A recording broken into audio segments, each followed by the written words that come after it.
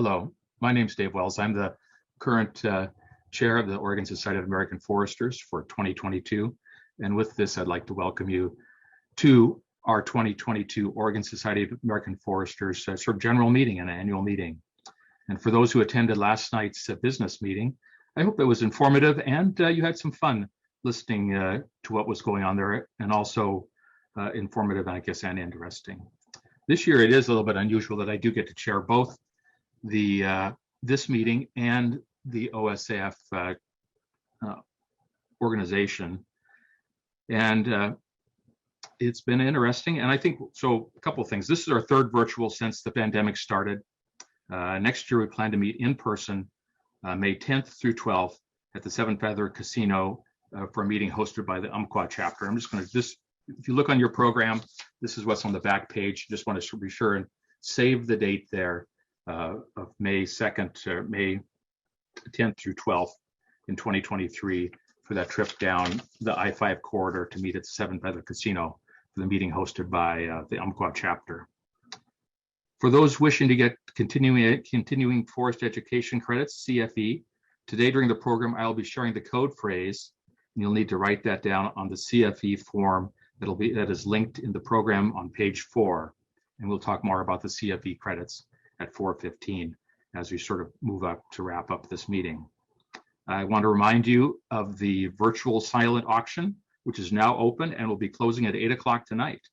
You know, there are many good and thoughtful items, beautifully crafted and made with heart. And I had a chance to look at them, and I hope you do too. And if you feel so inclined, please put a bid on there. I think it shows more than they're just really nice items, and it shows you appreciate what people are willing to do and create and offer and donate to the Oregon Society of American Foresters. So I would thank you for that. Today, there will also be 4 door prize drawings, so stay around for those at our breaks. There'll be one around 9, noon, it's around 3 or so, and at the conclusion of our meeting. And we'll be drawing for copies of the Dictionary of Forestry. I don't know how this comes up, it's backwards, but this is the most recent run. It's edited by Dr. Robert Bob Deal, and he's actually generously donating 4 of these copies, and they will be signed. So it's quite a treasure for those of you who are lucky enough to win that raffle prize. I find that the Dictionary of Forestry is really handy to have in my references, and as many of the definitions have changed, and just is very helpful. So a little bit, I was thinking about talking about and recognizing the program committee at the end of this meeting, but I think it's going to be pretty rushed, and often we're tired at the end. And I just wanted to, I think it was around 1 o'clock this morning or so, or 1:30, I thought, no, the program committee needs to be recognized sooner than at the end of the program, because they were so instrumental in making this thing happen. Myself as the general chair, I basically asked questions, nudged a little bit, but it's the program committee and all the people who involved in this annual meeting committee that made it all happen. And they were 100% committed. They were all volunteers from all over the state of Oregon, and it just so appreciative of what they did. And I know you can read this in your program, but I want to read it off to you too, because I just want to really recognize the hard work that they did. In the program that you'll experience today, Lauren Grand and Jacob Putney were responsible for that, and they put together a grand program for us. We'll talk a bit more about that in a moment. Our treasurer, Steve Caffaretta. Awards, Tim Keith and Norm Michaels kept nudging us to get the awards in there, and also made the decisions on who would be receiving the awards there. Our CFE, Continuing Forest Education and Foresters Fund chair for this meeting, okay, is Mick Sears. Field trips, which are so important and a fun part of any meeting, were organized by Glenn Ahrens, Bob Deal, Lauren Grand, and Norm Michaels. You're going to probably hear some of those names again. Logistics, Dan Stark, very helpful in making sure these things run. Logistics are so important. The Northwest office, contributed immensely to this. Melinda Olson, Andrea Watts, without their help, registration, doing the putting the program together, so many things. This program would not look like it does today. And sponsorship, Bob Deal, Stephen Fitzgerald, Norm Michaels, and Nick Smith. And I was just going to, actually was thinking how many people are on that, but we've got some duplicates. I think we were around 15 people were on the meeting committee, some holding multiple roles. So as you look forward, in terms of other chapters, looking to do a meeting like this, it might just give you a suggestion of how many people you are going to need to put this together. I would say 15 active people were able to put this meeting together. And it was just, I would say it was pretty amazing what did happen. We started this meeting on our first meeting was December 2nd of this year. We knew how important it is for just the education as well as the support of SAF in the Northwest office and Oregon SAF. So that was really, we did that, make that happen. And on that day, we set the dates for this year's meetings. And on the second meeting, we decided on the program, which is Seeing Our Forest Beyond the Trees. And we met about every 2 weeks after that. And I think one of the things that is so important in terms of having a program is the sponsorship that we get. I talked a little bit about that as, people who are the foresters are the players in the field, but really is the sponsors that help us keep things going. Sometimes it's our employment. Other times it's just the amount that they sponsor and help us to promote forestry in Oregon, to have some of those other resources, the financial resources to do so. So I'd like to sort of go through again, these names and their logos are in our program, but I'd like to sort of mention our program sponsors because it is so important. There are 9 gold level sponsors. This is in no particular order. Lone Rock Resources, Weyerhaeuser, the Oregon Forest Resources Institute, Manoa Life, Investment Management, the Oregon Department of Forestry, Gustina Resources, Northwest Farm Credit Services, Starker Forests, and Rayonier. And our silver sponsors, we had 10 silver sponsors, Mason, Bruce, and Gerard, Cafferetta Consulting, Roseburg, Associated Oregon Loggers Incorporated, Lewis and Clark Timberlands, Southport Forest Products, Southport Lumber Company, Oregon Forest Industries Council, Timber Products, American Forest Resource Council, and Northwest Forest Properties. Thank you all for being our sponsors, and our bronze sponsors, Gustina Land and Timber, Hampton Lumber, Oregon Logging Conference, Murphy, Healthy Forests, Healthy Communities, Campbell Global, Biomass One Renewable Energy, and we had a contributor, Oregon Natural Forestry. So overall, we had 27 sponsors and contributors to help make this meeting a success. And I think we have yet to see how well it is, but I have all the faith, and I enjoy looking forward to sharing this meeting with the 37 people that are out there right now who are on the line here. So, this year's theme, Seeing Our Forest Beyond the Trees, is pretty wide. And in thinking about how to talk it up and provide an introduction to that, it was created a bit of a challenge because the topic is so wide. So, and with all the distractions out there in the world, sometimes it's just good to stop and do something else. And I think that's one thing nice about the program today. It's an opportunity just to stop and do something else. George Carlin once said, "A change is as good as a rest." And let this be a chance to take that rest at making a change. So I thought I'd start off with a run, because that's something different. I used to run and swim and cycle to places, and looking back, sometimes I say, did I really do that? Like I swam across Tillamook Bay from Garibaldi to Hobsonville Point. That was in the summer. I usually would do things for my birthday. It was really cold water, but I swam across there. And I can look at that point now as I drive by, and I say, I swam across there. Or I swam around Lazarus Island in the Nehalem River. That's the little island that's just off of Nehalem. It doesn't even look like an island, but it really is. Once I raced the train was on a bicycle from Wheeler back to Tillamook. It stopped in Rockaway, and I stopped in Rockaway. I didn't want to cheat and just keep going. I could have easily beat the train on that ride, but I wanted to be fair.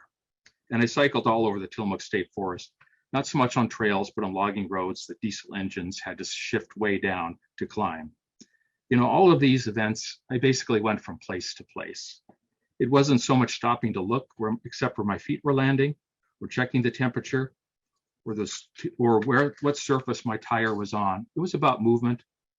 And working in the woods today, I still work in the woods. I still find my doing that from time to time, just going from place to place, but much less often. And that's what I'm sort of encouraging you to do today too. Instead of just going from place to place, is sort of ponder some of these topics. And then there was running. And that's what we sort of started off with, and doing something different. Before there were trail runners, there were trails and runners. And this was a summer day on the coast, and my wife and I had been shopping in Lincoln City.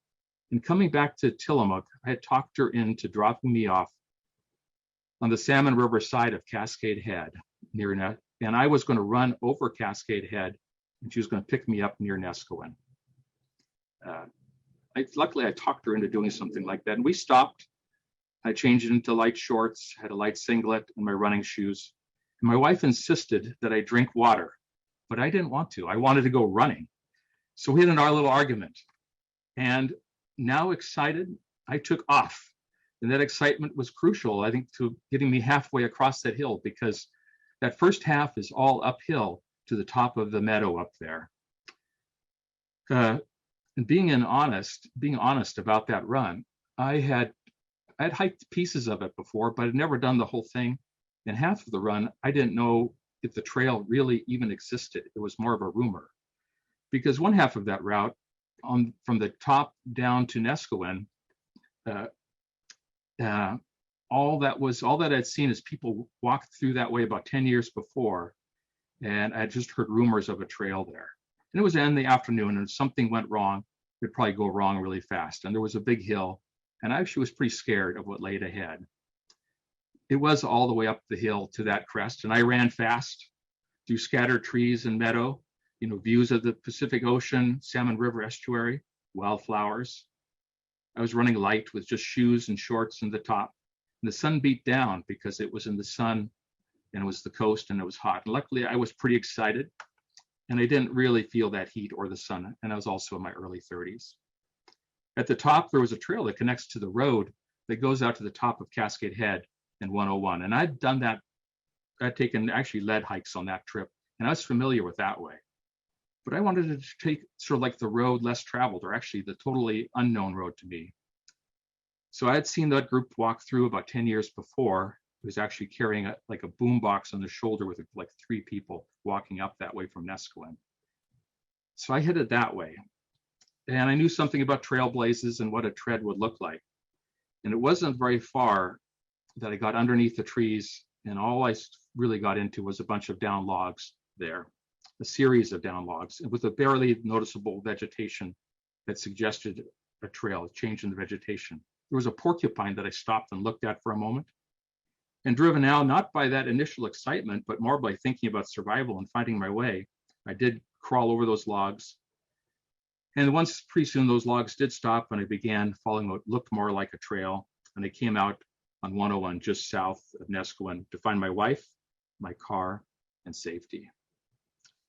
There was quite a bit of explaining that I had to listen to when I got back to the car, because I was explained what happened hours earlier that created all that excitement that got me up that hill. And we still think about that and joke about that today, more than 30 years later. Today's program, if you're looking for where the connection is here, seeing our forest beyond the trees, is really, I think, a bit like that run. A bit of meadow, trees, views of the Salmon River, Pacific Ocean, known and familiar and unknown and unfamiliar paths that we may never have been on before, but will lead us to something interesting. The variety of topics brought together today is truly amazing. And some other thoughts about today, I would like you to sort of, as George Carlin said, a change is as good as a rest. And unlike that run, I think to get the most out of the program, I'm encouraging excitement, but not at the expense of someone you care about.